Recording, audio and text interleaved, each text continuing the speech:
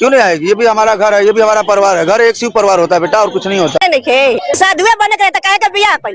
50 के बाद जो है हम अपने शमशान में रहते हैं। हमारा तो हम चीन गोल बने कि हमारे पति जी है हवन। क्यों नहीं आएगी? एक महिला जब 4 महीने की गर्भवती होती है तभी उसके पति अचानक ही घर से गायब हो जाते हैं। दोस्तों, महिला का रो रो कर बुरा हाल होता है। घर वाले भी बहुत ज़्यादा उसे सांत्वना देने की कोशिश करते हैं और घर वाले तो यहाँ तक कहने लगते हैं कि तुम्हारा पति मर चुका है, अब वो वापस नहीं आएगा। दोस्तों, यहाँ पर वो महिला यही कहती है कि मेरा पति जिंदा है, क्योंकि मुझे उनकी डेड बॉडी नहीं मिली है। जब तक डेड बॉडी नहीं मिलती मैं अपने पति को मरा हुआ नहीं समझ सकती। दोस्तों, धीरे धीरे करके वो अपने बच्चों को बड़ी मशक्कत के साथ पालने लगती है और लगभग 27 साल का समय गुजर जाता है। इन 27 सालों में उसने कितनी ज़्यादा मेहनत की, बच्चों को पढ़ाया लिखाया, उनकी शादी की, लेकिन 27 साल बाद अचानक ही उनके पास एक वीडियो आता है। उस वीडियो को देखकर उनकी आंखें फटी की फटी रह जाती हैं। वो वीडियो कहीं और से नहीं, महाकुंभ प्रयागराज से आता है। दोस्तों, जब उस वीडियो को वो महिला देखती है, अपने बच्चों को दिखाती है, तो उनसे यही कहती है कि यही हैं तुम्हारे पापा। दोस्तों, वो अघोरी बाबा बने होते हैं और जब ये महिला वहां पर पहुंचती है तो वो अघोरी बाबा इनके साथ में क्या करते हैं, कभी किसी ने कल्पना भी नहीं की थी। दोस्तों, अगर आप लोग भी पूरे मामले के बारे में जानना चाहते हैं तो वीडियो को जरा सा भी स्किप ना करें, लास्ट तक वीडियो को जरूर देखिएगा। दोस्तों, आगे बढ़ने से पहले हमारी वही रिक्वेस्ट की जो हमारे चैनल के साथ नए हैं, कृपया करके चैनल को फॉलो कर ले, बेल आइकन को जरूर प्रेस करें। नमस्कार, जय हिंद। आप देख रहे हैं APH न्यूज राहुल रावत के साथ। दोस्तों, आज की जो हकीकत की घटना आप लोगों को बताने जा रहा हूं, ये बिहार के दरभंगा जिले की हकीकत की घटना है। यहां पर गंगा सागर यादव नाम का एक व्यक्ति, उसकी पत्नी का नाम होता है बिमला यादव। दोस्तों, इनका एक 2 साल का बच्चा होता है जिसका नाम बबन होता है और वो देखने में बहुत ही ज़्यादा खूबसूरत होता है। धीरे धीरे इनका समय बीतने लगता है। जो गंगा सागर यादव होता है वो एक महाराज के प्रभाव में आ जाता है और उसके पास वो जाने लगता है। वहाँ जाने के बाद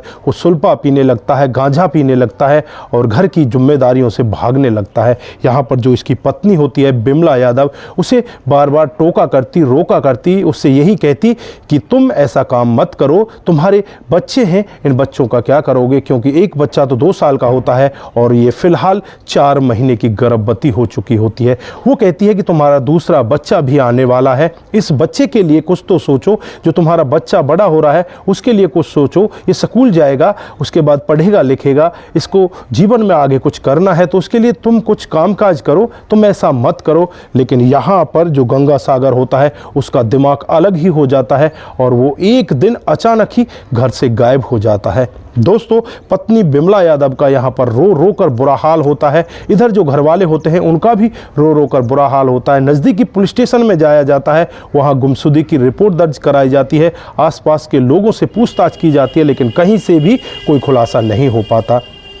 दोस्तों, अब यहाँ पर पत्नी बिमला यादव रोती रहती है, अपने बच्चों को जैसे तैसे पालती है। यहाँ पर 4 महीने की गर्भवती होती है, 5 महीने के बाद इसको एक सुंदर कन्या होती है जिसका नाम बिमलेश रखा जाता है। दोस्तों, धीरे धीरे करके बिमलेश भी बड़ी होने लगती है। यहाँ पर जो बिमला यादव होती है, इसके ऊपर जिम्मेदारियों का इस तरह से पहाड़ टूट पड़ता है, क्योंकि अब ये अकेली महिला करे तो क्या करे, इसके 2 छोटे छोटे बच्चे, इनको किस तरह से पाले। जैसे तैसे करके दिहाड़ी मजदूरी करती, इधर उधर लोगों के घरों में काम करती और काम करके अपने बच्चों को पालने लगती है। धीरे धीरे करके उन्हें बड़ा करने लगती है।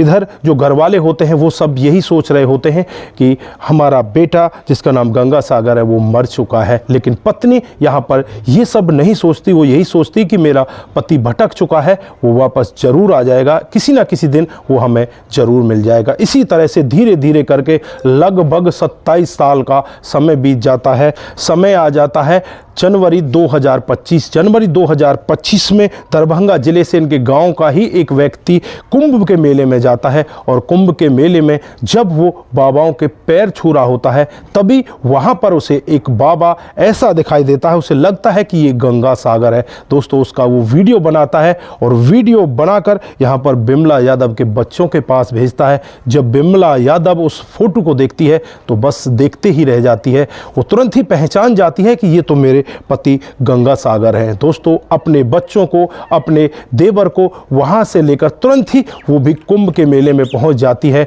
और उस बाबा को ढूंढने लगती है। बहुत जगह वो आशीर्वाद लेती है और एक जगह जब वो एक तंबू के अंदर प्रवेश करती है तो वहाँ पर उसे उसका पति सामने दिखाई दे देता है, जिसका नाम गंगा सागर होता है। दोस्तों जब उसके पास ये पत्नी बातचीत करने के लिए जाती है, उसके पैरों में गिरकर रोने लगती है, कहने लगती है कि तुम मुझे छोड़कर क्यों चले गए, तुम मेरे साथ चलो, ये तुम्हारे बच्चे हैं, अपने बच्चों का तो ख्याल करो। लेकिन वो इनकी तरफ ध्यान ही नहीं देते, वो बस यही कहते हैं कि बच्चा आगे बढ़ो, दूसरे बच्चों को आने दो, मेरा नाम गंगा सागर नहीं है। दोस्तों इसने अपना नाम बदल दिया, गंगा सागर की जगह ये राजकुमार अघोरी बाबा बन जाता है। अब यहाँ पर इस गंगा सागर यादव के जीवन के बारे में भी मैं आपको थोड़ा सा बता देता हूँ।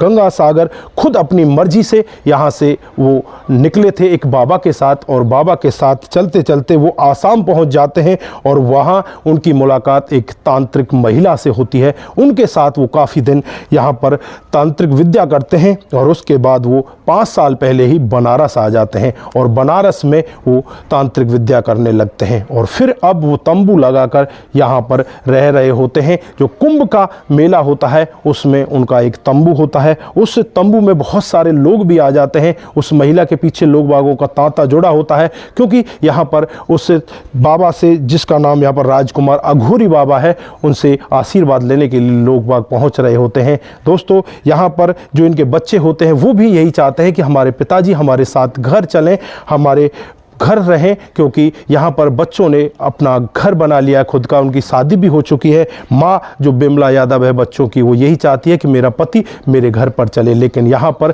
पति उन्हें अपनाने से मना कर देता है। वो यही कहता है कि मैं तुम्हारा पति नहीं हूँ, मेरा नाम राजकुमार अघोरी है। दोस्तों अब यहाँ पर बिमला यादव वहीं पर रोती रहती है, बिलखती रहती है, और यहाँ पर आगे देखने वाली ये भी बात होगी, क्या बिमला यादव को उनका पति वापस मिल सकता है, या ये अघोरी बाबा राजकुमार अघोरी हैं, या ये गंगा सागर हैं, इनने नाम बदलकर अघोरी बना लिया है।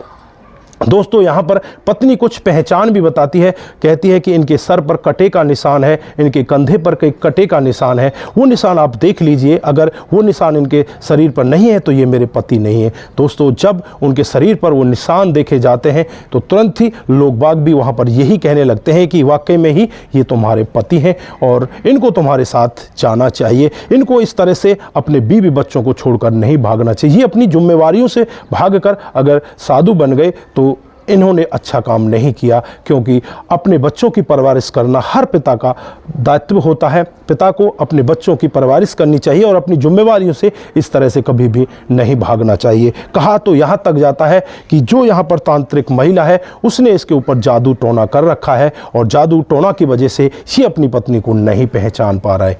दोस्तों आप यहाँ पर क्या कहना चाहते हैं? क्या यहाँ पर बिमला को उसका पति गंगा सागर मिल जाना चाहिए? क्या उस तांत्रिक महिला की जांच पड़ताल होनी चाहिए? क्या यहाँ पर जो गंगा सागर फिलहाल राजकुमार अघोरी के नाम से बनकर वहाँ पर बैठे हुए हैं, क्या उन्हें वापस अपने घर पर जाना चाहिए? आपकी क्या राय है? आप क्या कहना चाहते हैं? यहाँ पर जो अघोरी बाबा राजकुमार हैं वो बिमला यादव के पास वापस जाएंगे, उन्हें क्या वो अपनाएंगे? ये बहुत सारे सवाल आपके जहन में भी हैं, हमारे जहन में भी। अगर इस कहानी में कुछ और ज़्यादा अपडेट हमारे सामने आती है तो हम आपके बीच फिर से लेकर हाजिर होंगे। दोस्तों तब तक के लिए आप अपना ख्याल रखें, परिवार का ख्याल रखें, सतर्क रहें, सावधान रहें और रिश्तों की अहमियत को जरूर समझें। दोस्तों मैं यहाँ पर एक छोटी सी बात और कहना चाहता हूँ कि जो व्यक्ति अपने इस तरह से काम से भागकर, अपने कर्तव्यों से भागकर कोई साधु का भेष धर लेता है तो वो वहाँ जाकर भी संतुष्टि नहीं ले पाता, क्योंकि उसे अपने कर्म गृहस्थी में करने चाहिए, अपने बीवी बच्चों के साथ रहकर उनके जीवन को आगे बढ़ाना चाहिए। अगर आप लोगों को या किसी भी व्यक्ति को साधु ही बनना है तो शादी किस लिए करना, दूसरे के जीवन को किस लिए खराब करना? दोस्तों आप यहाँ पर क्या कहते हैं? आपकी जो भी राय है एक बार कमेंट बॉक्स में जरूर दीजिएगा। दोस्तों आज के लिए बस इतना ही, फिर मिलते हैं किसी नए मोड़ के साथ। तब तक के लिए आप अपना ख्याल रखें, परिवार का ख्याल रखें, सतर्क रहें, सावधान रहें। नमस्कार, जय हिंद,